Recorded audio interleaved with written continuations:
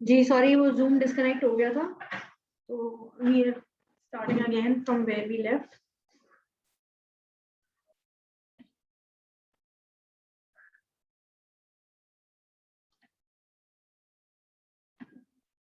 Okay, so just as I described, endotoxins are lipopolysaccharide endotoxins. They are found on gram-negative bacteria. They cause fever, changes in blood pressure, inflammation, lethal shock, and many other toxic events. ठीक है। इसी तरह exotoxins जो हैं वो gram positive bacteria पे ज्यादा होते हैं, और इसमें cytotoxins, neurotoxins, enterotoxins, depending on the type of damage they can cause to what type of cells in the body, their name. तो न्यूरोटॉक्सिन्स ऑब्वियसली ब्रेन सेल्स को डैमेज करेंगे, एंटेरोटॉक्सिन्स जो हैं वो गट के सेल्स को डैमेज करते हैं। Siderophores क्या होते हैं? Siderophores are iron binding factors that allow some bacteria to compete with the host for iron to hemoglobin, transferrin and lactoferrin. So ये तीन प्रोटीन्स जो हैं ह्यूमन बॉडी के अंदर आयरन कंटेनिंग प्रोटीन्स हैं, हीमोग्लोबिन, ट्रांसफेरिन एंड लैक्टोफेरिन, जिसमें obviously haemoglobin is the most abundant one. और क्योंकि ऑर्गेनिजम्स को आयरन की जरूरत होती है to grow, they compete with the host for iron, so they don't allow the host to absorb the iron, and they bind the iron and grow themselves. Yes, these are some of the virulence factors. Bacteria should be able to enter the body in order to cause disease. They should be able to multiply in the tissue, they should be able to damage the tissue, and they should be able to resist the host defense. ये चार चीजें अगर होंगी तो वो bacteria pathogenic होगा और आपको या किसी भी इंसान को डिजीज कॉज कर सकता है। एडहेजन पे थोड़ा और ये पिक्चर्स भी हैं to make you understand. The initial event in the pathogenesis of any infection is the attachment of bacteria to body surfaces.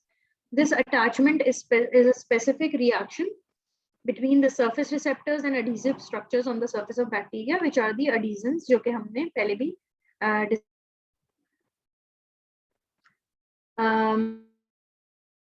ये और भी आपको एक डिस्क्राइब कर रहे हैं। जैसे ये माइक्रोब है, उसके ऊपर एडिशन लीजन है, और ये हमारा होस्ट सरफेस सेल है ह्यूमन बॉडी का, उनके ऊपर डिफरेंट रिसेप्टर्स होते हैं। तो ये एडिशन लीजन इसी तरह के बन जाते हैं बैक्टीरिया के ऊपर, और ये आके इन्हीं रिसेप्टर्स के ऊपर अटैच हो जाते हैं।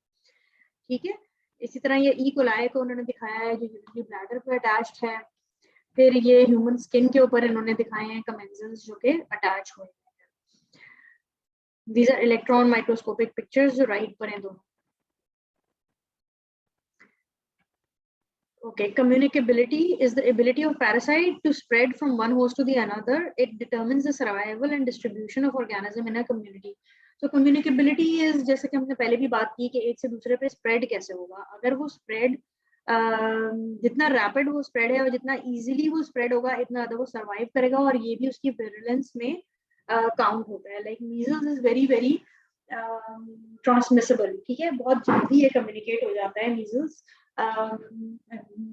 मिनिमम बैरियर्स के साथ भी ये ट्रांसमिट हो जाता है। तो इस सूरत में उसकी विरुलेंस बहुत ज्यादा होती है।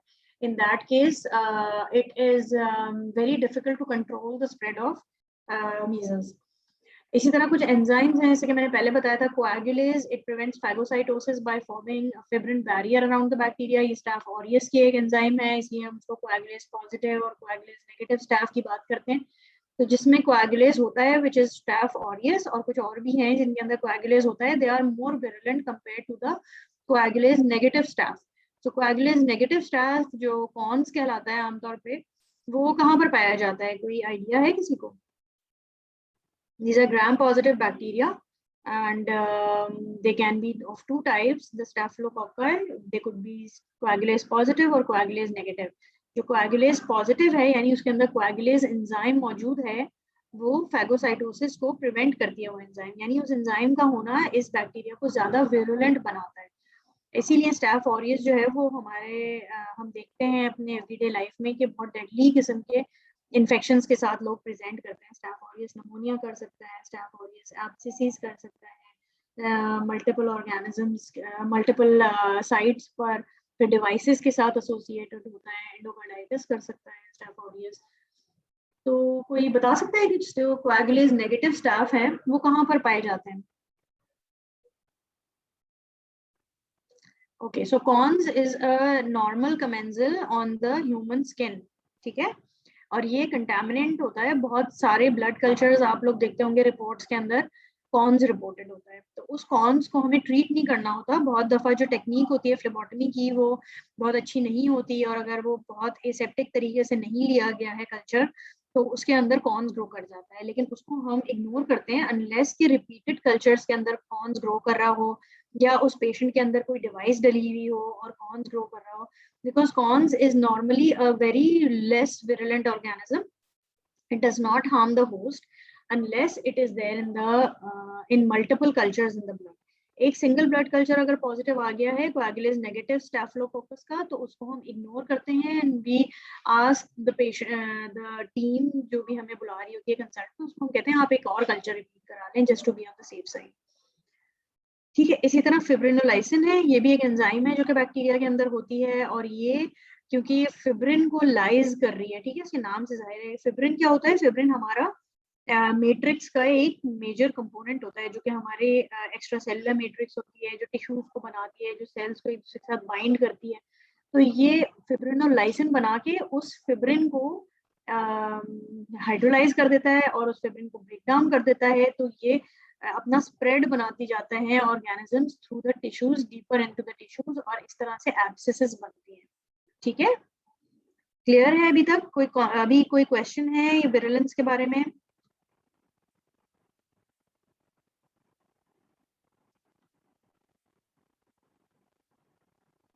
ओके, एक्सोटॉक्सिन्स और एंडोटॉक्सिन्स के बारे में कुछ मेजर डिफरेंसेस हैं। Exotoxins gram positive bacteria produce करते हैं, एंडोटॉक्सिन्स ग्राम नेगेटिव प्रोड्यूस करते हैं। एक्सोटॉक्सिन्स ज्यादा टॉक्सिक होते हैं, जैसे मैंने बताया staphylococcal, streptococcal toxic shock syndrome. Endotoxins जो हैं थोड़े वीक टॉक्सिक होते हैं। Exotoxins they come out of the cell membrane and diffuse into the surrounding medium, जबकि endotoxins remain enclosed within the cell membrane और बाहर डिफ्यूज नहीं करते अनलेस के बैक्टीरिया जब डाई करने लगते हैं, जब वो डिकम्पोज होने लगते हैं और जब वो स्प्लिट होने लगते हैं आफ्टर डेथ, तो फिर ये रिलीज होता है। एक्सोटॉक्सिन को अगर रूम टेम्परेचर पे छोड़ दिया जाए तो ये डिटीरियोरेट कर जाता है, जबकि एंडोटॉक्सिन नहीं डिटीरियोरेट करता।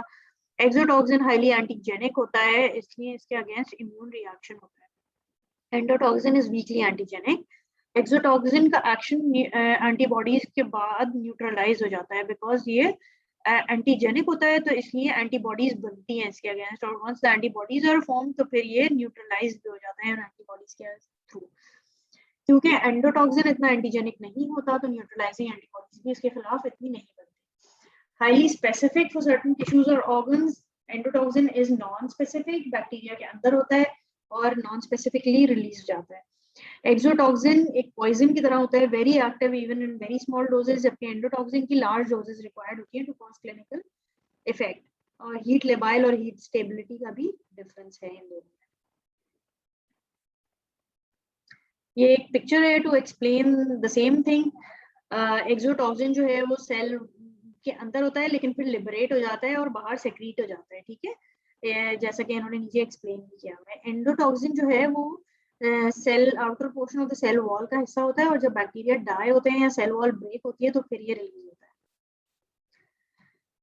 Okay, factors of virulence, again कुछ और फैक्टर्स जैसे कि हाई यूरोनिडेज, ये भी कनेक्टिव टिश्यू को स्प्लिट करता है। हाई यूरोनिक एसिड जो है वो अगेन हमारा एक्स्ट्रा सेलुलर मैट्रिक्स का पार्ट होता है, और ये एंजाइम जो है वो उसको स्प्लिट करती है, एब्सेस फॉर्मेशन में, डीपर इन्फेक्शन में हेल्प करती है। ल्यूकोसिडेंस जो है ये एक specific form of virulence factors हैं, एंजाइम्स हैं जो कि स्टाफ ऑरियस में पाए जाते हैं ज्यादा, और ये क्या करते हैं कि ये पॉलीमॉर्फो न्यूक्लियर ल्यूकोसाइट्स को डैमेज करते हैं, जो हमारे न्यूट्रोफिल्स हैं और जो दूसरे डिफेंस मैकेनिज्म है, फर्स्ट लाइन डिफेंस मैकेनिज्म, इनको डैमेज कर देते हैं। तो जैसे एक समझे आप, एक वॉर हो रही है between the host defences and the bacterial virulence factors, जहां होस्ट डिफेंस मैकेनिज्म जीत जाते हैं वहां पर हमारे यहाँ इन्फेक्शन नहीं होगा, और अगर विरुलेंस फैक्टर्स जीत जाएंगे और जितने बैक्टीरिया लोडेड होगा विद द विरुलेंस फैक्टर्स, इतना ज्यादा वो मेक श्योर करेगा कि हेल्दी इंसान के अंदर भी डिजीज कॉज करे। IgA1 प्रोटीएजेस ये IgA को स्प्लिट करते हैं। IgA जो है वो सेक्रेटरी इम्यूनोग्लोबुलिन है, जो कि हमारे रेस्पिरेटरी ट्रैक्ट में ज्यादा इंपॉर्टेंट है, कहीं कहीं जो है ये गट में भी इंपॉर्टेंट हो जाता है कुछ डिजीजेस के अंदर, तो ये क्या करता है कि ये वहीं पर सेक्रीट होके और कुछ ऑर्गेनिजम्स को वहीं पे इनएक्टिवेट कर देता है। लेकिन जो ऑर्गेनिजम्स IgA1 प्रोटीएजेस बनाते हैं, तो वो इन रिटर्न हमारे IgA को स्प्लिट कर देते हैं और उसको इनएक्टिवेट कर देते हैं। ठीक है। हीमोलाइसिन मैंने पहले भी बताया कि हीमोलाइसिन कुछ ऑर्गेनिजम्स बनाते हैं और ये एरिथ्रोसाइट्स को डिस्ट्रॉय करता है और फिर ये उन एरिथ्रोसाइट्स से आयरन यूज करते हैं। लेकिन ओके, कुछ last concepts. Infecting dose. Infecting dose क्या होती है? क्या हर ऑर्गेनिज्म की इन्फेक्टिंग डोज एक जितनी होती है? क्या वैरी करती है? सो इट सेज के वैरी करती है। मिनिमम इन्फेक्टिंग डोज हर ऑर्गेनिज्म की डिफरेंट हो सकती है। कुछ ऑर्गेनिज्म के लिए आपको बहुत हाई बर्डन चाहिए टू डेवलप डिजीज और कुछ ऑर्गेनिज्म के लिए बहुत लो बर्डन चाहिए to develop a disease. So minimum infecting dose or minimum lethal dose is the minimum number of organisms required to produce clinical evidence of infection or death of the susceptible animal. ये misprinted death of the susceptible animal है, ठीक है। minimum lethal is for death and minimum infectious is to cause the infection. दो तरह की doses की बात हो रही है। Again, route of infection is also important for the infecting dose. So Vibrio cholera is effective orally, लेकिन अगर आप उसको sub-Q inject कर दें किसी के अंदर Vibrio cholera को, तो कुछ नहीं करेगा। इसी तरह स्ट्रेप्टोकोकाई कैन इनिशिएट इन्फेक्शन किसी भी मोड ऑफ इन्फेक्शन से, यानी अगर आप स्किन पे भी स्ट्रेप्टोकोकाई अगर दे देंगे तो वहां पर एब्सेस बना देगा, अगर आप इनहेल कर लेंगे स्ट्रेप्टोकोकाई को तो निमोनिया कर देगा। तो there are different organisms have different modes of या रूट्स ऑफ इन्फेक्शन। फिर ये कुछ डेफिनेशंस थी जो कि इंपॉर्टेंट है आपके लिए। कैरियर। सो कैरियर जैसे कि नाम से जाहिर है, is a person with inapparent infection, right. उसको खुद कोई उस इन्फेक्शन से नुकसान नहीं हो रहा यूजुअली, बट वो दूसरों को ऑर्गेनिज्म ट्रांसमिट कर सकते हैं। कुछ एसिम्प्टोमेटिक या पैसिव या हेल्दी कैरियर्स होते हैं जिनको कोई भी सिम्टम्स नहीं हो रहे होते और सिर्फ वो कैरियर्स होते हैं। इसके अलावा कुछ इंक्यूबेटरी कैरियर्स होते हैं। इंक्यूबेटरी कैरियर्स का कोई एग्जांपल बता सकता है? आसान है, जो कि ड्यूरिंग द इंक्यूबेशन पीरियड जो है ना, before the clinical illness begins, they are infectious and they can transmit the organism to the other people around them, लेकिन उनको अभी कोई सिम्टम्स नहीं डेवलप हुए। है कोई एग्जांपल आप लोगों के जहन में? थक गए सब, बहुत लंबा हो गया। टेटनस नहीं, tetanus is not transmissible human to human. So mucormycosis, TB, okay. और कोई कॉमन चीज बताएं जो आम रोजमर्रा हो रही होती है। कॉमन कोल्ड, जब किसी को नजला खांसी शुरू होता है, वो पेशेंट उससे पहले, यस, फ्लू, कोविड, उससे पहले वो इन्फेक्शियस होता है, हमें नहीं पता होता, इसीलिए हम प्रिकॉशंस नहीं ले रहे होते। इसीलिए तो कोविड स्प्रेड हो रहा है, बिकॉज एक दफा जब सिम्टम्स आ जाते हैं तब तो इंसान आइसोलेट हो ही जाता है, लेकिन उससे पहले भी वो इन्फेक्शियस होता है। कुछ लोग तो कोविड या इस तरह के जो कॉमन फ्लू वगैरह है, ये वीक बिफोर सिम्टम्स जो है वो इन्फेक्शियस होते हैं, and that is the maximum time जब आप ट्रांसमिट कर रहे होते हैं infection, if you are not taking precautions. तो क्लोज्ड सेटिंग्स के अंदर यही हो रहा होता है कि we are trusting the fact कि भाई किसी को अगर कोविड होगा तो वो सिम्टोमेटिक होगा, लेकिन नहीं। एक तो नंबर वन ये कि कोविड हर दफा सिम्टोमेटिक नहीं होता। नंबर टू ये कि सिम्टम्स डेवलप जब तक होते हैं तब तक आप ऑलरेडी बहुत सारे लोगों को इन्फेक्ट कर चुके होते हैं।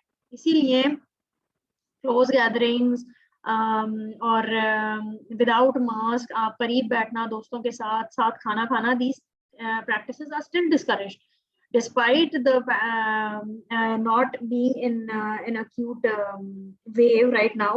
It should be discouraged because अगर एक दो केसेस भी होंगे और वो अपना ख्याल नहीं रख रहे होंगे प्रिकॉशंस का, तो they can still transmit during the pre-infectious period या incubatory carriers कहते हैं उनको, ठीक है।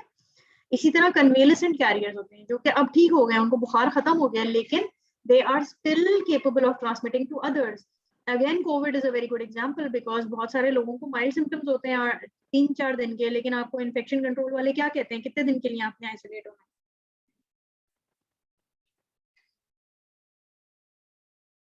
एटलीस्ट कितने दिन आइसोलेट होते हैं आप अगर कोविड पॉजिटिव आ जाए, आपको कोई भी सिम्टम नहीं है? So nowadays it is 10 days, okay?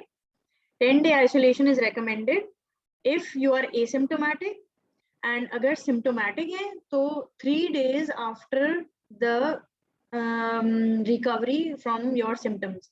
और सिम्टम्स के अंदर जो इम्पोर्टेंट चीजें हैं, ज़ाहिर है बॉडी एक्स, फटीग वगैरह तो लंबा चलता रहता है, लेकिन कॉफ है अगर आपको काफी ज्यादा, और साथ में फीवर चल रहा है, कोई इस तरह के और सिम्टम्स हैं जो कि एक्टिव इन्फेक्शन को डिपिक्ट कर रहे हैं, तो फिर आपको फर्दर आइसोलेशन एडवाइस की जाती है।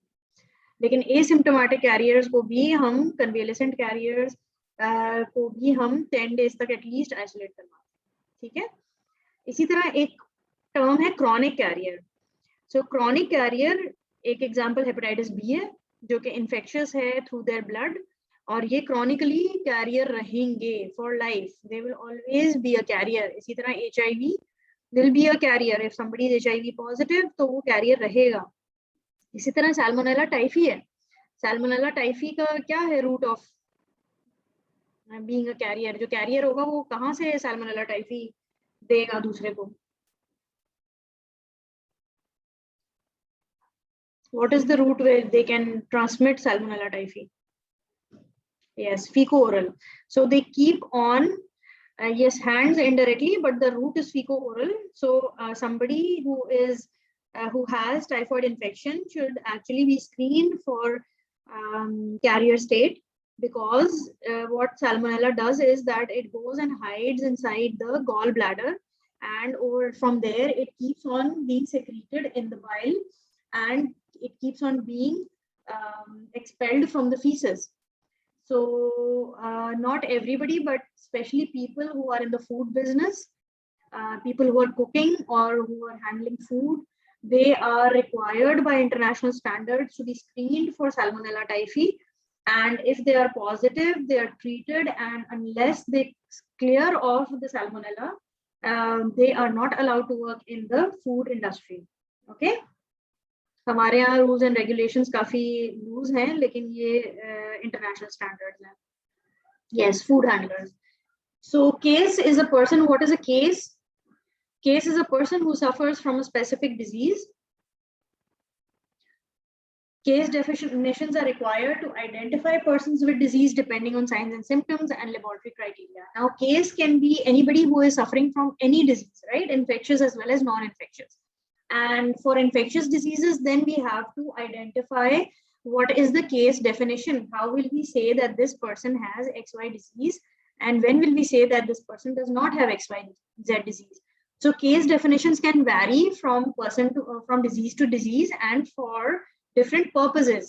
Like for example, a clinical case definition for clinical practitioners will be different from a case definition in people who in somebody who's doing research on that topic, right? Because हमें उसमें बहुत सारी चीजों की availability, logistics, cost को साथ में रखना पड़ेगा। और clinical case definition is important because clinical case definition की basis पर आप लोगों को treat करेंगे, isolate करेंगे, ये सारी चीजें करेंगे। लेकिन research case definition is also very important because उसकी basis पे आप किसी को label करेंगे whether that person has a disease or not, और फिर आप उस disease की epidemiology देखेंगे अपनी population में कि whether इसको TB है या नहीं है। So for example, somebody with pulmonary TB की clinical case definition क्या होनी चाहिए?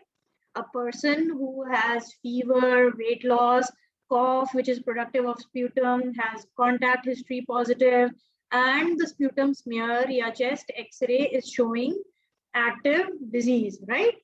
Minimal ये होनी चाहिए आपकी clinical case definition, because आप उस बंदे को 6 महीने की ATT देने वाले हैं, तो उससे पहले आपको confirm करना चाहिए कि whether this is TB or something else. लेकिन अगर आप research purposes के लिए case definition बना रहे हैं, so it can be that a person with fever, cough, shortness of breath, sputum production and contact history positive is enough. You don't need a sputum smear or you don't need a chest x-ray. A clinical case definition can be enough for, a clinical case definition other than laboratory workup can be enough for a research case definition. ये बात समझ आ रही है? Because हो सकता है research करने के लिए आपके पास इतने पैसे ना हो कि आप हर एक का जो है वो स्प्यूटम करवाएं या हर एक का एक्सरे करवाएं, लेकिन आप ये देखना चाह रहे हैं कि हमारी पॉपुलेशन में कितने लोगों को पल्मोनरी टीबी है। So on the basis of this definition, या आप अपने research paper में लिखेंगे कि on the basis of this clinical definition, I have identified that there is approximately 40% of population in Pakistan is suffering from PTB, for example. ठीक है? अच्छा, तो ये हो गया केस. अब प्राइमरी केस कौन होता है? प्राइमरी केस वो है जिसने ये इन्फेक्शियस डिजीजेस के अंदर वो केस है जिसमें स्प्रेड हुआ है from human to human and a person who first brings a disease into a group of people, like a school, a class, community, country, office, किसी भी जगह पे जो पहला केस होगा वो प्राइमरी केस होगा, right? Index case however outbreak में यूज किया जाता है. आउटब्रेक यानी कोई आउटब्रेक हो जाए किसी जगह पे, मोर देन नॉर्मल केसेस आने शुरू हो जाए तो उसको हम आउटब्रेक कहते हैं. और ये पहली दफा नोटिस में आया है हेल्थ अथॉरिटीज से, ठीक है? और हेल्थ अथॉरिटीज को किसी ने नोटिफाई किया कि जी मेरे पास डिप्थीरिया आ गया है, मेरे पास पर्टुसिस आ गया है, मेरे पास कोई भी नोटिफाइबल डिजीज, कॉन्गो क्रीमियन आ गया है, और वो फिर अथॉरिटीज एक्टिव एक्शन लेती हैं उसके ऊपर, और फिर सारे जगहों पे नोटिफिकेशंस जाते हैं, उनको कहा जाता है कि एक्टिवली ढूंढें इस तरह का केस. और अगर आउटब्रेक ना भी हो तो ऐसे केसेस में तो इस तरह के भी केसेस होते हैं, जैसे लेजियोनेयर्स डिजीज जो है उसका, लेजियोनेयर्स डिजीज जो है वो अगेन एयर कंडीशनिंग यूनिट्स और इनसे आती है, निमोनिया होता है और उसके अंदर एक इंडेक्स केस हो सकता है. सो इज इट नेसेसरी कि प्राइमरी केस जो है वो हर दफा इंडेक्स केस भी हो?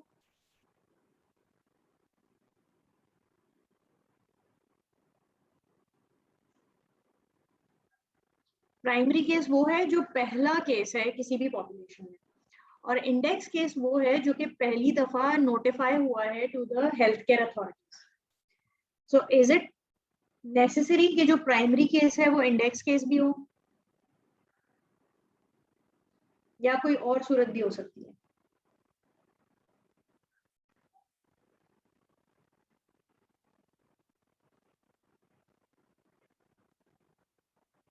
Okay, so yes, it can be and it can not be also.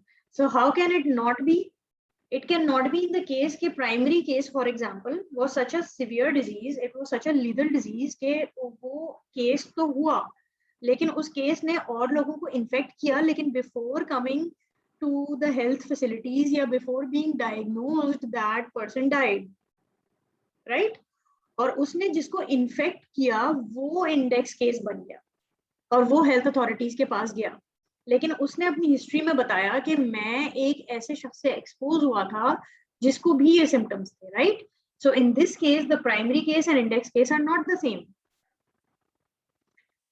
Similarly एक और सिचुएशन हो सकती है कि प्राइमरी केस जो था उसको माइल्ड डिजीज हुई और वो ठीक हो गया, वो हेल्थ केयर वर्कर्स के पास गया ही नहीं, हेल्थ सिस्टम में उसने अपनी एंट्री नहीं करवाई, तो वो किसी के नॉलेज में नहीं आया, वो किसी के रेडार पे आया ही नहीं, किसी ने उसको पकड़ा ही नहीं. लेकिन जिन लोगों को उसने इन्फेक्ट किया वो इंडेक्स केस बने और वो हेल्थ अथॉरिटीज के पास पहुंचे, right? So in that case these two terms can be different. अच्छा, इंक्यूबेशन पीरियड क्या होता है? ये तो सबको आता होगा. इंक्यूबेशन पीरियड क्या है? जब आप इन कांटेक्ट आए किसी भी इंफेक्शियस एजेंट से, वहां से लेकर आपका फर्स्ट साइन और सिम्टम जब डेवलप हुआ, that is called the incubation period, right? और incubation period can be long and short both, depending on the type of organism की मल्टीप्लिकेसिटी क्या है, कितनी जल्दी वो मल्टीप्लाई होता है, कितनी जल्दी इफेक्ट्स क्रॉस करता है. तो फॉर एग्जांपल HIV का incubation period can B months और ईयर्स, TB का incubation period also can be years, but flu का इंक्यूबेशन पीरियड क्या है? इन्फ्लुएंजा का 1 to 4 days. Okay, very rapid होगा तो आपको पता चल जाएगा, और कांटेक्ट भी आपको कहीं ना कहीं याद आ जाएगा कि मैं किससे कांटेक्ट में आया था. अच्छा, पीरियड ऑफ कम्युनिकेबिलिटी क्या है? It is the time during which an infectious agent may be transferred directly or indirectly from an infected person to another person, from an infected animal to human or from an infected person to animals. यानी human to human हो सकता है, animal to human हो सकता है, या human to animal भी हो सकता है. वो सारा पीरियड जो है वो पीरियड ऑफ कम्युनिकेबिलिटी है या इन्फेक्शियस पीरियड है, ठीक है? यानी जैसे हमने पहले भी कहा था कि कम्युनिकेबिलिटी इज द पीरियड जब आप ट्रांसफर कर सकते हैं किसी दूसरे को इन्फेक्शन, वो इंक्यूबेशन पीरियड के दौरान भी हो सकता है, वो ड्यूरिंग द डिजीज प्रोसेस भी हो सकता है, उसके बाद तक भी कंटिन्यू हो सकता है। और again for different diseases it varies, it can be short, it can be long. Latent period क्या है?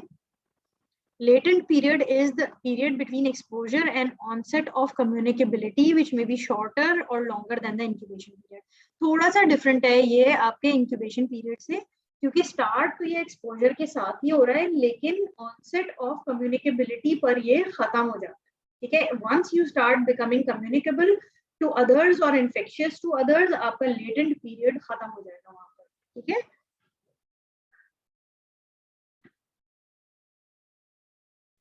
ये एक डायग्राम है कि थोड़ा सा इन चीजों को एक्सप्लेन कर रहा है। तो यहाँ पर आप देखें रेड लाइन में आपके पास है मल्टीप्लिकेशन ऑफ द ऑर्गेनिज्म, ठीक है, related to number of pathogen particles red में, और severity of signs and symptoms blue में, ठीक है।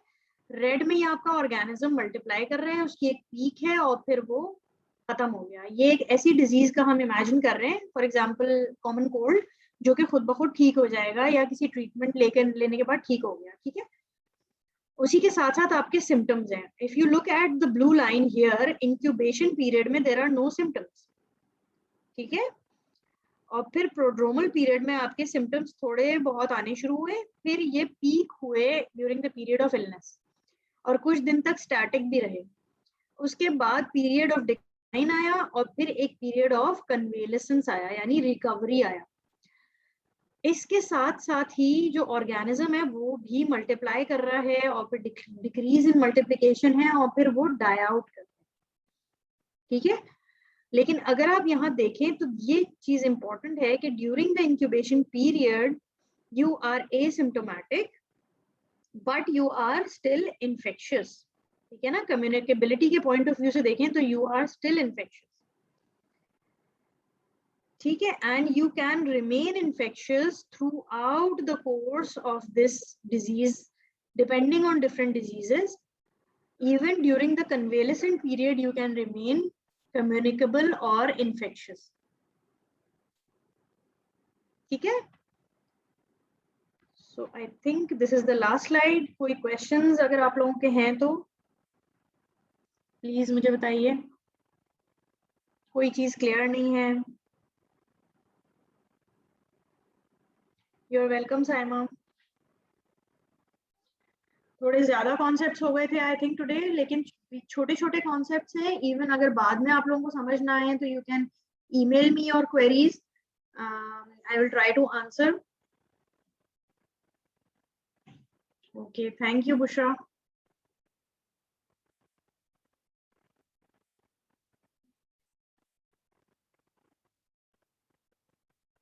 Thank you Rubina.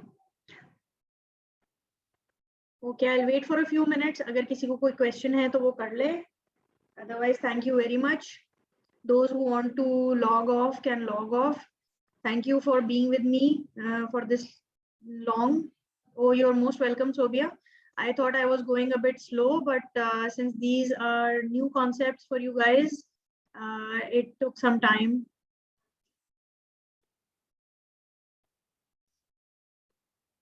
All the best to you for your future sessions also.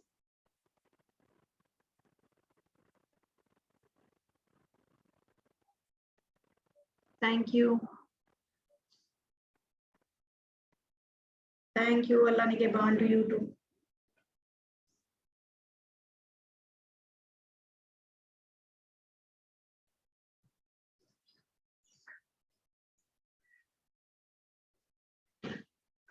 Okay, Allah Hafiz.